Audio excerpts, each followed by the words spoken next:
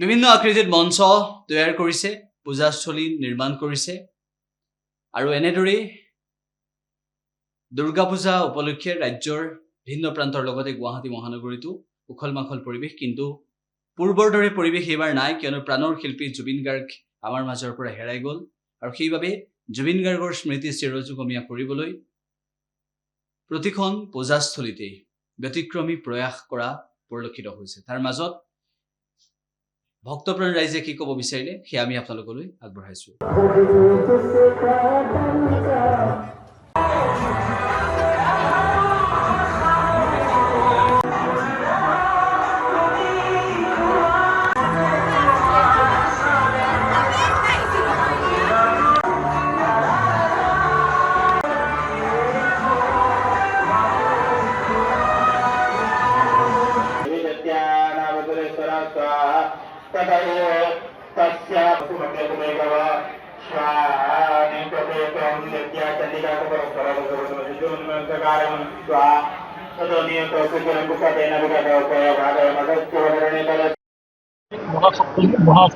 মহাষ্টমী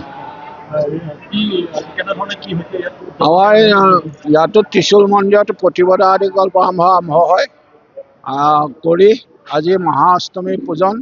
এই মহাষ্টমী পূজা ইতিমধ্যে সমাপ্ত হৈছে। ইয়াৰ পিছতে হ'ব সন্ধি পূজা।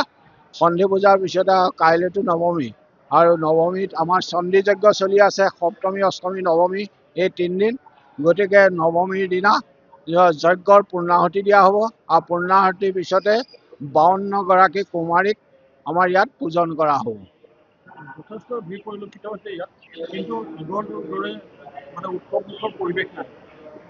পৰিৱেশটো প্ৰধানকৈ কথা হ'ল কি, অসমৰ যি ধ্ৰুৱতাৰা স্বৰূপ সম্পদ হেৰাই গ'ল, তাৰপিছত মানুহৰ আধ্যাত্মিক স্তৰতহে মানুহ আহিছে মন্দিৰলৈ, কিন্তু কোনো আনন্দ উল্লাসত অহা নাই। আৰু আনন্দ উল্লাসত মানে ম্লানেই হৈ গ'ল, সেই পৰিৱেশেই নাই। গতিকে মাত্ৰ ভগৱতীৰ শ্ৰীচৰণত সকলো আহিছে এটাৰ কাৰণেই যে আধ্যাত্মিক তত্ত্বত আহিছে, কোনো আনন্দপূৰ্ণ হেৰিয়াত অহা নাই। এইবাৰ শাৰদীয় দুৰ্গোৎসৱ একেবাৰে সেমেকা।